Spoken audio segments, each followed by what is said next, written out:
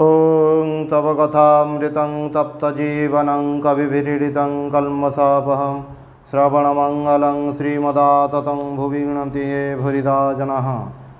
श्री श्री रामकृष्ण कथामृत चतुर्थ खंड पृष्ठ 299। डाक्तर सरकार उपदेश अहंकार भल नुहे विद्यार मु भल तेबे लोक शिक्षा हुए। श्री रामकृष्ण कहते अहंकार नगले ज्ञान लाभ हुए नहीं। ढीप जगार पानी जमे नहीं, खाल जमी को चारिआडर पानी माड़ी आसे।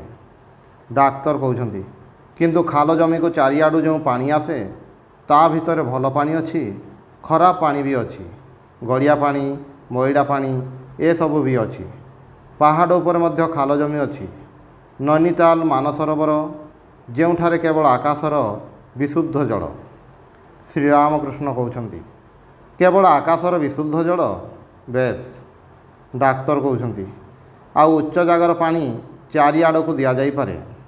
श्री रामकृष्ण सहास्य कहते जड़े सिद्ध मंत्र पाइथिला से पहाड़ उपरे ठिया होई चित्कार करी कहिदेला तुमे माने एही मंत्र जप कले ईश्वर को लाभ करिब। डाक्तर कहते हाँ। श्री रामकृष्ण कहते तेबे गोटे कथा अछि जेतेबेले ईश्वरंक पई प्राण व्याकुल हुए सेतेबेले सफा पानी मैड़ा पानी ए सबू हिसाब रहे नाही। तांको जानिबा पई केतेबेले भल लोक पाखकु जाए तो केतेबेले कंचा लोक पाखकु जाए, किंतु तांकर कृपा हेले मैड़ा पानी रे किछि क्षति हुए नाही। जेतेबेले से ज्ञान दियंती केउटी भल केउटी मंद सबू जणाई दियंती। पहाड़ उपरे खाल जमी थाई पारे किंतु बज्जात मुरूपक पहाड़ रे न थाई। विद्यार मु भक्तर मु जदि हुए तेबे आकाशर विशुद्ध जल आसी जमे। उच्च जगार जमीथिबा पानी को चारिआड़ को दि जाई पारे सत, ताहा विद्यार मुरूपक पहाड़रू होई पारे। तांकर आदेश न पाइले लोक शिक्षा हुए नाही।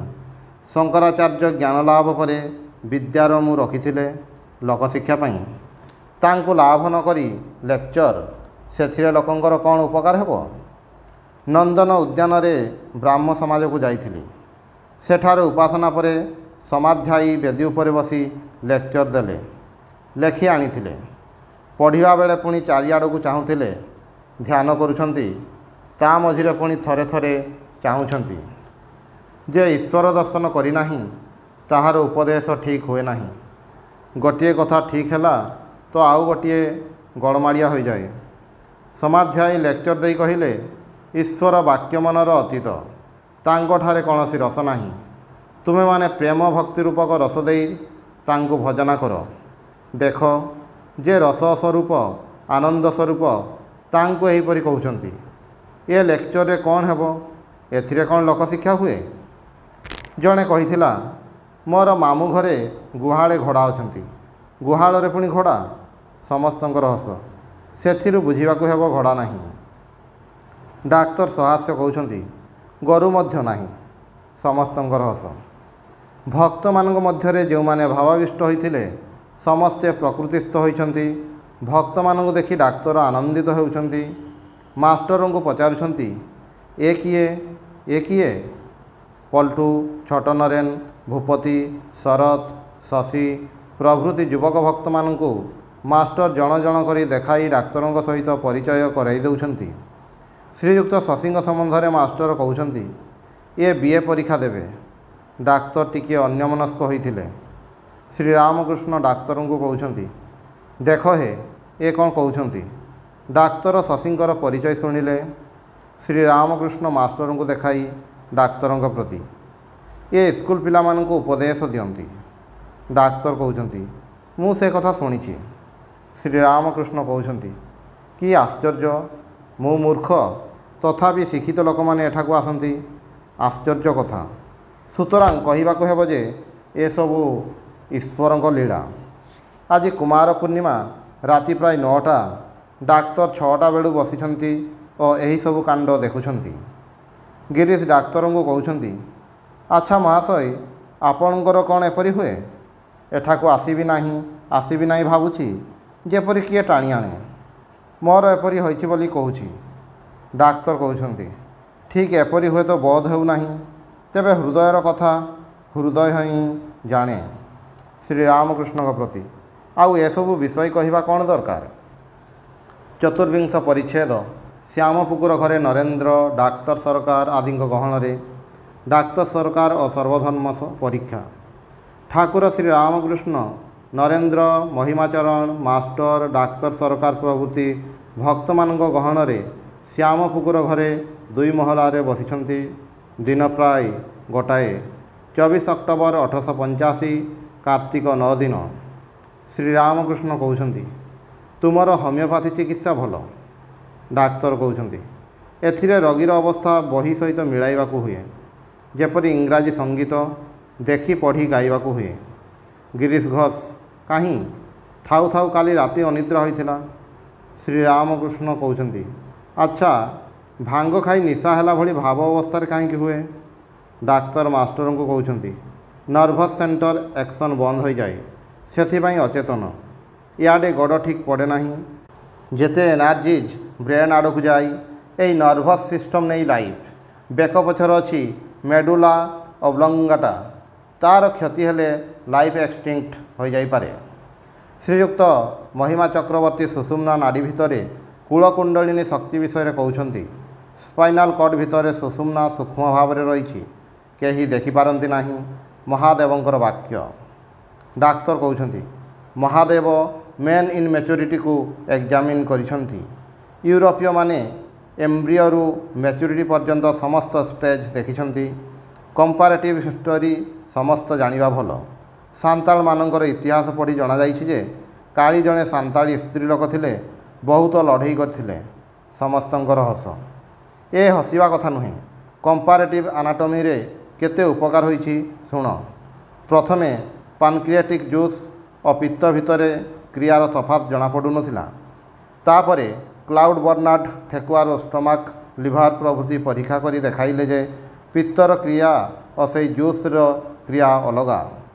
ताहले जनागला जे लयर एनिमल को मध्य आमर देखा उचित, केवल मनीष को देखिले हेब नाही। सेहीपरि कंपारेटिव रिलीजन रे विशेष उपकार ये अर्थात परमहंसदेव जहाँ कहती से सब एते प्राण को छुए कहीं। ये सब धर्म देखिछंती हिंदू मुसलमान ख्रीस्टियान शाक्त वैष्णव ये सब ये निजे करी देखिछंती। महुमाछी नाना प्रकार फूलरू महू आनिले महू फेणाटी बढ़िया हुए। मास्टर डाक्तर को कहते ये अर्थात महिमा खूब साइंस पढ़ी। डाक्तर सहास्य कहते कौन marks Muller's science of religion. महिमा श्री रामकृष्ण को कहते आपणकर बेमारी डाक्तर माने कौन करेंगे। जेतेबेले शुणिली जे आपणकर बेमारी होइछि सेतेबेले भाविली जे डाक्तर मानकर अहंकार बढ़ाउछंती। श्री रामकृष्ण कहते ये खूब भल डाक्तर बहुत विद्या। महिमाचरण कहते आज्ञा हाँ ये जहाज आउ आमे सब छोट डंगा। डाक्तर विनीत भाव में हाथ जोड़ुछंती। महिमा कहते तेबे एठारे अर्थात श्री रामकृष्ण पाखरे समस्ते समान। ठाकुरे नरेन्द्र को गीत गाइबा को कहते नरेन्द्रंगर गीत तुमको मु करिअछि जीवनर ध्रुवतारा अहंकारे मत्त सदा अपार वासना चमत्कार अपार जगत रचना तुमर महासिंहासने बसी शुणुछ हे विश्वपित तुमरी रचित छंद महान विश्वर गीत मर्त्यर मृत्तिका हई क्षुद्र ही कंठ नहीं तुमरी दुआरे प्रभु होइछि मु उपनीत आउ किछि लड़ा नहीं आसीछि दर्शन पाई शुणाइबी गीत गाई आसीछि सेइथिपाई गाए यथा रवि शशि सेही सभा मध्य बसी एकांतरे गाइबाकू चाहे ए भकत चित्त आहे राज राजेश्वर देखा दियो करुणा भिकारी मुझे करुणा कटाक्षे चाह हरि रस मदिरा पी मन मानस मातरे लटिए अवनी तले हरि हरि बोली कांदरे। श्री रामकृष्ण कहते आउ जो कुछ है सो तू ही है। डाक्तर कहते आहा गीत सरिला। डाक्तर मुग्ध हो जाइछंती। किछि समय पर डाक्तर अत्यंत भक्ति सहकारे हाथ जोड़ी ठाकुर को कहते तेबे आज जाऊँगी पुणी आसबि। श्री रामकृष्ण कहते आउ टिके रह गिरीश घोष को खबर दिया होइछि। महिमा को देखाई ये विद्वान हरि नाम नाचंती अहंकार नहीं। कन्नगर को जाइथिले आमे जाइथिलु बोली पुणी स्वाधीन धनवान काहारी अधीन चाकरी करती नहीं। नरेंद्र को देखाई ये किपरि डाक्तर कहते भारी भल। श्री रामकृष्ण कहते आउ ये डाक्तर कहते आहा। महिमाचरण कहते हिंदू दर्शन न पढ़िले दर्शन पढ़ा हुए नहीं। सांख्यर चतुर्विंशति तत्व यूरोप जाने नहीं बुझी मध्य पारे नहीं। श्री रामकृष्ण सहास्य कहते तीनिटा पथ कौन कौन टिके कहल। महिमा कहते सत्पथ ज्ञानर पथ चित पथ जगर कर्मजग। तेणु चारि आश्रमर क्रिया कौन कौन कर्तव्य एहारी भितरे जाउछि। आनंद पथ भक्ति प्रेमर पथ। आपणको ठारे तीनोटी जाक बाटर खबर अच्छी। आपण तीनोटी जाक रास्तार खबर बतई दियंती। ठाकुरे हसुछंती। मु आउ कौन कहबी। जनक वक्ता सुखदेव श्रोता। डाक्तर विदाय ग्रहण कले। संध्या परे चंद्र उइछंती। आज कुमार पूर्णिमार परदिन शनिवार कार्तिक 9 दिन ठाकुरे समाधिस्थ ठिया होइछंती। नित्य गोपाल मध्य तांको पाखरे भक्ति भावरे ठिया होइछंती। ठाकुर उपविष्ट होइछंती। नित्य गोपाल पदसेवा करुछंती। देवेंद्र कालीपद प्रभृति अनेके पाखरे बसिछंती। श्री रामकृष्ण देवेंद्र प्रभृति प्रति मनरे एक कथा उठुछि जे नित्य गोपालर वर्तमान अवस्था चलीजिव। तार समस्त मनटा मो ठारे लग्न हेब। जी एहा भितरे अछंती तांको ठारे। नरेंद्र को देखुना हो तार समस्त मनटा को से मो उपरे देउछि। भक्त माने अनेक विदाय नौछंती। ठाकुरे ठिया होइछंती।